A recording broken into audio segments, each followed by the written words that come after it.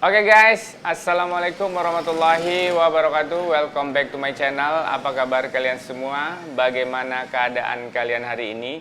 Semoga kita semuanya dalam keadaan sehat selalu dan dimurahkan rezekinya, sehingga kita semua dapat beraktivitas dengan baik tanpa terkendala sesuatu apapun. Amin ya robbal alamin. Oke, baiklah kawan-kawan. Permasalahan aplikasi pinjaman uang online per hari ini memang masih terus menimbulkan permasalahan-permasalahan. Korbannya juga setiap hari terus bertambah. Namun anehnya, para pemohon untuk melakukan pinjaman di aplikasi pinjaman uang online tak juga kunjung surut. Mungkin saja karena diakibatkan oleh efek pandemi COVID-19, banyak orang yang kesulitan untuk mencari penghasilan ataupun kekurangan penghasilan, sehingga mencari alternatif penghasilan dengan cara meminjam di aplikasi pinjaman uang online tanpa memikirkan resiko yang akan mereka dapatkan, tanpa memikirkan bunga yang besar di aplikasi pinjaman uang online, tanpa memikirkan terkadang tenornya juga pendek di aplikasi pinjaman uang online. Itulah fenomena yang terjadi saat ini, terkhusus buat kaum hawa, kaum perempuan yang pada hari ini yang telah disebar data, yang telah diteror, yang telah diintimidasi. Aku doakan kalian semoga semuanya tetap tenang. Semoga kalian semuanya berada di dalam lindungan Allah SWT, sehingga kalian semuanya dapat beraktivitas kembali dengan baik, dapat bekerja kembali dengan baik, dan tentunya dapat kembali berpenghasilan yang baik.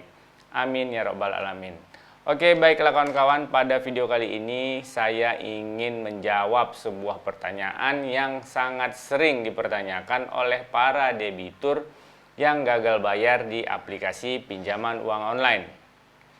Pertanyaannya adalah, apakah bisa pihak aplikasi pinjaman uang online mempidanakan si debitur yang gagal bayar? Tapi sebelum pertanyaan ini saya jawab, buat kalian yang belum menekan tombol subscribe, kalian boleh menekannya sebagai bentuk dukungan kalian kepada channel ini, sehingga channel ini dapat terus bersemangat dan dapat terus mengupdate informasi seputar aplikasi pinjaman uang online. Oke guys, langsung saja kita menjawab pertanyaannya. Pertanyaan yang paling sering dipertanyakan oleh para debitur yang gagal bayar yaitu, apakah bisa pihak kreditur atau pihak aplikasi pinjaman uang online mempidanakan debitur yang gagal bayar?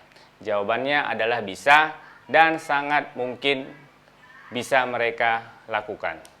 Akan tetapi harus memenuhi beberapa unsur. Salah satu unsurnya adalah di saat si debitur sewaktu mereka melakukan permohonan peminjaman di aplikasi pinjaman uang online, mereka menggunakan data palsu, mereka menggunakan identitas palsu, mereka menggunakan alamat palsu, atau juga mungkin slip gaji palsu, dan lain sebagainya.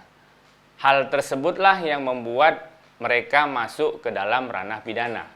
Karena mereka di situ memalsukan data, dan itu dilarang oleh undang-undang di Negara Kesatuan Republik Indonesia. Terlepas dari itu semua, akan tetapi per hari ini seperti kita ketahui bersama bahwasanya sangat jarang ya, bahkan hampir jarang terjadi si pihak aplikasi pinjaman uang online melakukan tuntutan atau melakukan pelaporan kepada si debitur yang gagal bayar. Sampai dengan saat ini kita belum pernah mendengar berita tersebut.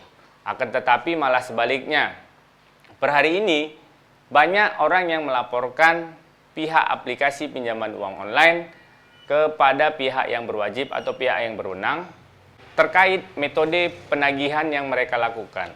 Seperti kita ketahui bersama bahwasanya metode penagihan yang mereka lakukan terkadang berbau unsur fitnah, teror, intimidasi, sebar data, dan terkhusus buat kaum perempuan yang paling merupakan sasaran empuk bagi para desk collection atau debt collector aplikasi pinjaman uang online. Mereka terkadang sampai dibuat difitnah status open BO, status melacurkan diri, hanya untuk bisa melakukan pembayaran di aplikasi pinjaman uang online. Hal tersebut sudah sangat sering terjadi dan berulang-ulang kali terjadi. Pihak aplikasi pinjaman uang online juga sering menuduhkan kepada debitur yang gagal bayar pasal 372, pasal 378 tentang penipuan, tentang penggelapan. Sebenarnya ini adalah masalah yang lucu kalau menurut saya. Kalaulah memang benar-benar si pihak aplikasi pinjaman uang online tersebut ingin melaporkan si debitur yang gagal bayar, kan mereka mempunyai database kita, mereka memiliki identitas kita, mereka memiliki kartu keluarga kita mungkin, mereka memiliki NPWP kita. Jadi mereka tinggal buat laporan dan tentu kita akan mudah untuk diproses karena mereka memiliki data kita secara lengkap. Dan seperti kita ketahui bersama juga bahwasanya menurut Undang-Undang HAM bahwasanya tidak ada unsur pidana di dalam ketidaksanggupan seseorang dalam melakukan pembayaran hutang piutang. Jadi sebenarnya semuanya sudah jelas. Tidak ada unsur pidana di dalam permasalahan hutang piutang, asalkan jangan ada unsur pemalsuan data, penipuan, atau penggelapan di dalamnya. Jadi kalau dia murni hutang piutang, maka statusnya adalah perdata. Jadi buat kawan-kawan, memang hari ini permasalahan aplikasi pinjaman uang online ini memang sangat pelik ya. Terlebih terkhusus buat kaum hawa, kaum perempuan ya. Saya sangat bersimpati kepada mereka sebenarnya karena mereka seperti menjadi bulan-bulanan para debt collector. Mereka seperti menjadi sasaran empuk ya. Mereka dibuatin status yang tidak-tidak itu sangat tidak masuk akal sebenarnya menurut saya. Sangat memalukan, sangat merendahkan diri mereka ya. Karena kan sifatnya perempuan ini kan mereka gimana ya, rapuh, lebih rapuh mungkin ya, mentalnya mungkin lebih tidak sekuat laki-laki ya. Mereka kadang dituduh melacurkan diri, open BO, hanya untuk supaya bisa dapetin uang dan membayar di aplikasi pinjaman uang online. Harapan kita ke depannya memang OJK lebih tegas ya dalam menindak segala tindak tanduk pinjol ilegal ini. Baru-baru ini juga saya buat video bahwasannya 3.193 aplikasi pinjaman uang online telah diberantas ya, telah diblokir oleh OJK. Semoga hal-hal seperti ini ya, hal-hal teror, intimidasi, sebar data ini ke depannya dapat terus direduksi, dapat terus dikurangi ya. Jangan lagi terjadi di lingkungan sosial kita. Karena sebenarnya permasalahan aplikasi pinjaman uang online ini kan hanyalah permasalahan personal ya. Permasalahan personal antara si debitur dan si kreditur, antara yang berhutang dengan yang pemberi hutang. Akan tetapi dengan metode penagihan yang mereka lakukan, sebar data dan menagih kepada kontak-kontak handphone yang punya si debitur, maka dia menjadi permasalahan sosial, melibatkan banyak orang.